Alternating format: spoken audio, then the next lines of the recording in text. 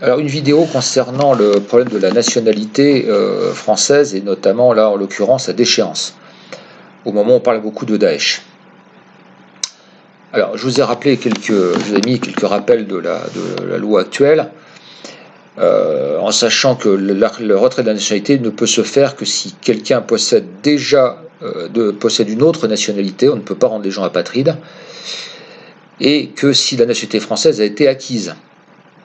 C'est-à-dire que si on est français, on ne peut pas vous retirer votre nationalité.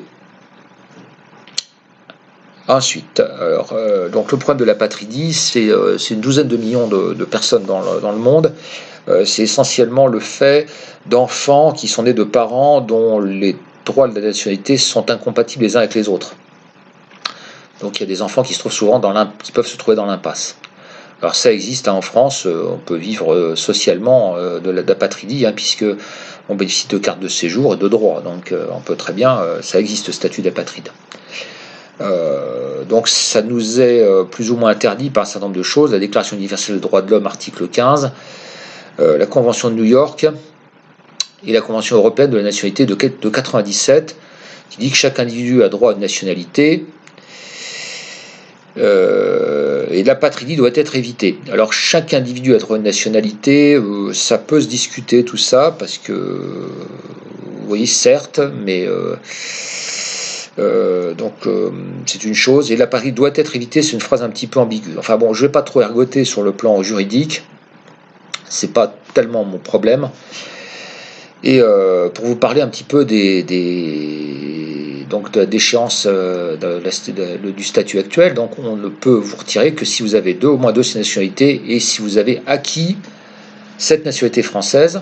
Alors les motifs, c'est le terrorisme, c'est l'atteinte aux intérêts fondamentaux, c'est l'activité au profit d'un État étranger, obligation du Code du service national, web-off, et puis un fonctionnaire binational qui aurait porté atteinte au droit. Oui, parce qu'on peut être fonctionnaire en étant bi ou trinational. Alors, le point faible de tout ça, à mon avis, c'est les délais.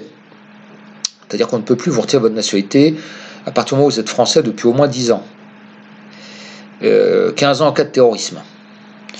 Alors, la stupidité de l'opposition, c'est de parler de déchéance de nationalité. Alors, dès qu'on fait ça, c'est évident que c'est le drapeau rouge, c'est les droits de l'homme, c'est les ci, c'est les ça. Donc, c'est complètement débile, et c'est fait, effectivement, c'est un repoussoir. Alors que ce débat a failli avoir lieu. Donc, sous Hollande, je crois que les choses auraient été mieux.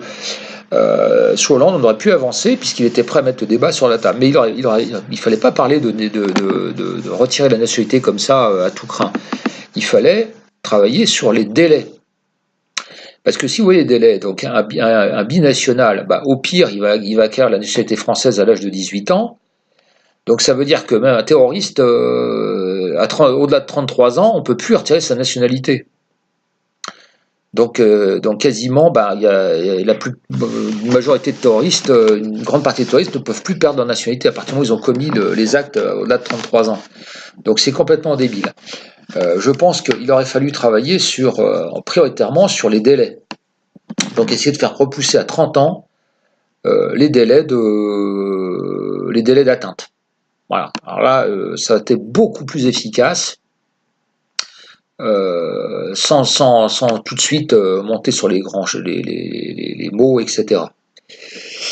Vous voyez que les motifs, finalement, ça peut être interprété. Alors, d'autre part, je pense qu'il faudrait aussi éventuellement travailler sur les très grands criminels. Donc, ajouter ces phénomènes-là les récidives, les meurtriers ou violeurs récidivistes, les meurtriers de masse, etc. Donc je pense que là, il faudrait aussi absolument inclure, et je pense que ça, l'opinion publique serait prête à le comprendre. Je veux dire, un violeur en série récidiviste, ou un violeur en série, ou un tueur en série. Voilà. Alors après, que le pays d'origine veuille le reprendre ou pas le reprendre, mais au moins on lui a déjà retiré sa nationalité. On a déjà fait quelque chose. Voilà.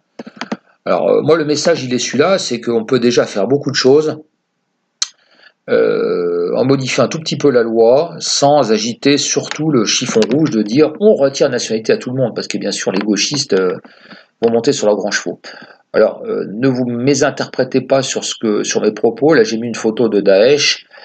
Il est clair que des ennemis de la France, il n'y a pas que Daesh, et je dirais même que il y a beaucoup de gens qui sont partis faire la guerre en Syrie, qui n'avaient pas forcément dans l'idée de s'attaquer à la France. Hein.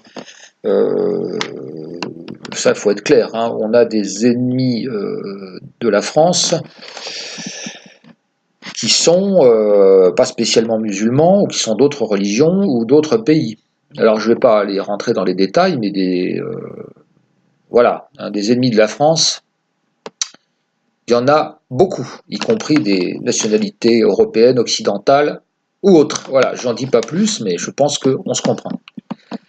Voilà, donc moi je pense qu'il faut arrêter les partis politiques, hein, il faut essayer d'enfoncer déjà un coin avec le travail sur les délais, qui me paraît prioritaire.